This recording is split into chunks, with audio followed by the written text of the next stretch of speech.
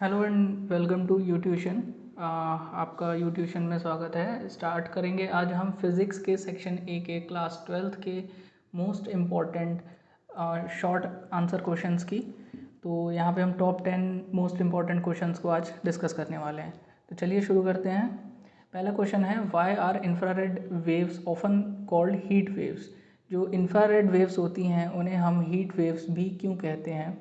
तो इसका आंसर क्या होगा?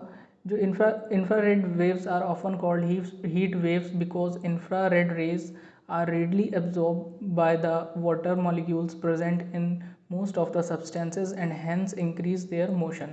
मतलब क्या हुआ इसका कि जो इंफ्रारेड वेव्स होती हैं उन्हें हम हीट वेव भी इसलिए कहते हैं क्योंकि इंफ्रारेड रेज जो वाटर मॉलिक्यूल्स हैं उनके द्वारा एब्जॉर्ब कर ली जाती हैं और उससे क्या होता है कि उन मॉलिक्यूल्स में मोशन स्टार्ट हो जाता है और इस मोशन की वजह से वो हीट करना स्टार्ट कर देते हैं। इसलिए हम इंफ्रारेड वेव्स को हीट वेव्स भी कहते हैं। अगला क्वेश्चन है, what do you understand by the statement electromagnetic waves transport momentum. इन्होंने पूछा है कि इलेक्ट्रोमैग्नेटिक वेव्स ट्रांसपोर्ट करता है मोमेंटम को, इससे हम क्या समझते हैं? तो हमें बेसिकली इस स्टेटमेंट को ही एक्सप्लेन करना है। तो आंसर क्या होगा एक बार हम पढ़ लेते हैं फिर इसे एक्सप्लेनेशन देखेंगे। Electromagnetic waves can set and sustain charges in motion and are known to exert radiation pressure. This pressure is due to the force associated with the rate of change of momentum, hence electromagnetic waves transport momentum. मतलब जो electromagnetic waves होती हैं वो या तो set कर सकती हैं या सस्टेन कर सकती हैं मोशन चार्जेस के मोशन को, और ये जानी जाती हैं रेडिएशन प्रेशर एग्जर्ट करने में। और ये प्रेशर कहाँ से आता है कि जो फोर्स एसोसिएट होता है rate of charge of momentum से, उससे वो प्रेशर आता है। इसीलिए हम इलेक्ट्रोमैग्नेटिक वेव्स जो होती हैं वो ट्रांसपोर्ट करती हैं मोमेंटम को। अगला क्वेश्चन है, state 2 reasons why high frequency carrier waves are needed in transmitting a message signal. यानी हमसे 2 रीज़न पूछे हैं कि क्यों हम हाई फ्रीक्वेंसी कैरियर वेव्स का इस्तेमाल करते हैं मैसेज सिग्नल को ट्रांसमिट करने में। तो यहाँ पे मैंने 3 रीजन्स लिखे हैं, आप कोई से भी 2 लिख सकते हैं। तो पहला क्या है, length of transmitting antenna is short. हम जो एंटीना इस्तेमाल करते हैं अपने हाउस होल्ड्स में या ऑफिशियल यूज़ पे, उसका जो साइज़ होता है वो शॉर्ट होता है, छोटा होता है इसलिए। अगला क्या रीज़न है, पावर रेडिएशन इज़ मोर। और नेक्स्ट क्या है, mixing of signal can be avoided. यानी जो सिग्नल्स की मिक्सिंग हो जाती है कई बार, उसको अवॉइड करने के लिए भी हम हाई फ्रिक्वेंसी कैरियर वेव्स का इस्तेमाल करते हैं। अगला क्वेश्चन है, स्टेट 2 प्रॉपर्टीज़ ऑफ फोटॉन्स। हमें फोटॉन्स की 2 प्रॉपर्टीज़ बतानी है सिंपली। क्या होंगी? Photons is electrically neutral. जो फोटोन होते हैं वो इलेक्ट्रिकली न्यूट्रल होते हैं। और photon has energy equal to h nu. जो फोटॉन्स की एनर्जी होती है वो कितनी होती है? H new. नेक्स्ट क्वेश्चन देखते हैं, distinguish between nuclear fission and nuclear fusion. हमें डिफरेंस बताना है न्यूक्लियर फिजन और न्यूक्लियर फ्यूजन के बीच में। In nuclear fission heavy nucleus breaks into smaller nuclei. देखिए ये क्वेश्चन बहुत इंपॉर्टेंट है, अक्सर आता है, बहुत बार आता है, और मतलब ये मोस्ट इम्पॉर्टेंट्स में भी मोस्ट इम्पॉर्टेंट क्वेश्चन है।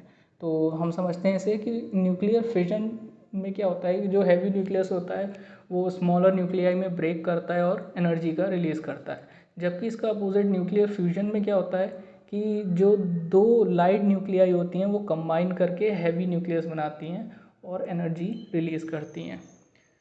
अगला क्वेश्चन है, distinguish between point to point and broadcast mode of communication.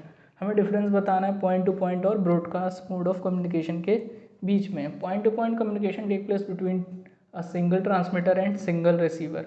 जो पॉइंट टू पॉइंट कम्युनिकेशन होता है वो सिंगल ट्रांसमीटर और सिंगल रिसीवर के बीच में होता है।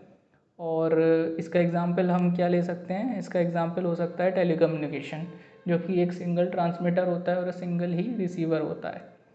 और ब्रॉडकास्ट मोड ऑफ कम्युनिकेशन में क्या होता है? लार्ज रिसीवर होते हैं और सिंगल ट्रांसमीटर होता है। यानी आप रेडियो और टेलीविज़न एग्जांपल ले सकते हैं।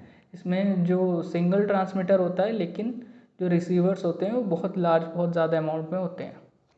तो अगला क्वेश्चन है, name the type of electromagnetic waves having a wavelength of range 0.1 to 1 millimetre, how are these waves generated.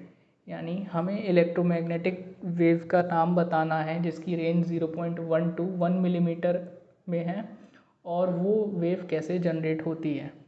तो electromagnetic wave having a wavelength range 0.1 to 1 millimetre are microwaves. तो जो electromagnetic wave इस range में आती है उसे हम क्या कहते हैं, माइक्रोवेव्स कहते हैं। और ये कैसे जनरेट होती हैं, एक स्पेशल वैक्यूम ट्यूब होता है जैसे कि मैग्नेट्रॉन एंड गन डायोड्स, इनके थ्रू ये जनरेट होती हैं और हम अपने अप्लायंसेस में भी इसका इस्तेमाल करते हैं। नेक्स्ट क्वेश्चन है, why is sky wave propagation of signal restricted to a frequency of 30 megahertz. मतलब कि क्यों जो स्काई वेव हैं उस सिग्नल्स की फ्रीक्वेंसी को हम 30 मेगाहर्ट्ज तक रेस्ट्रिक्टेड रखते हैं, क्यों। पहले एक बार पढ़ लेते हैं आंसर को। Sky wave propagation of signal is restricted to a frequency of 30 megahertz because wave of frequency greater than 30 megahertz gets penetrated through the ionosphere and thus they do not get reflected by it.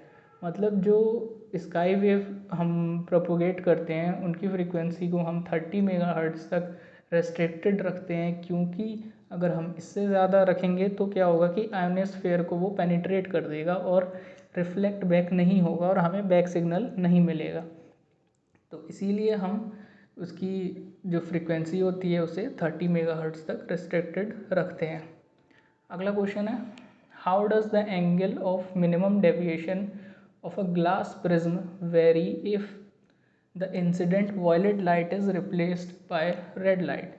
मतलब क्या हुआ इसका कि एक glass prism है उसका जो minimum deviation है वो कैसे वेरी करेगा अगर हम वायलेट लाइट को रेड लाइट से रिप्लेस कर दें। तो आंसर क्या होगा इसका, the angle of minimum deviation decreases when violet light is replaced by red light because refractive index for violet light is more than that of red light। मतलब क्या हुआ इसका, the angle of minimum deviation मतलब जो minimum deviation है आपका का जब एंगल है वो डिक्रीज़ करेगा जब हम वायलेट लाइट को रिप्लेस कर देंगे रेड लाइट से, क्योंकि जो रिफ्रैक्टिव इंडेक्स वायलेट लाइट की वो ज़्यादा होती है as compare to red light.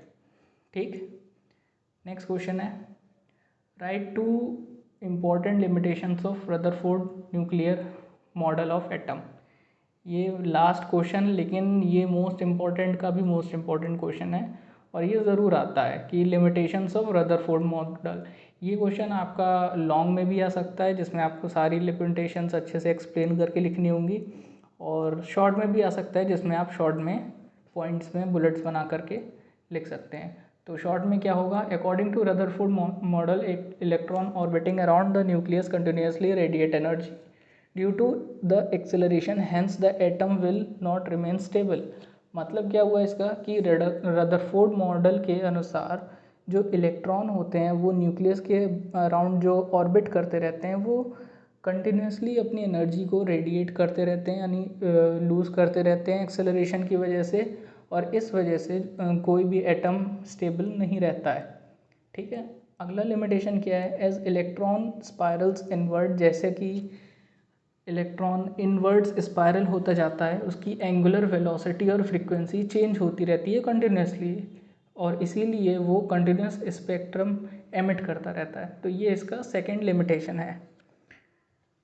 तो ये थे आपके टॉप 10 बेस्ट क्वेश्चंस जो कि आपके फिज़िक्स के सेक्शन ए के लिए मोस्ट इम्पॉर्टेंट थे। आप इस वीडियो को शेयर करिए, लाइक करिए अगर आपको पसंद आया तो, और चैनल को सब्सक्राइब ज़रूर करिए क्योंकि ऐसी और सारी वीडियोज़ आपको डेली मिलती रहेंगी। Thank you so much.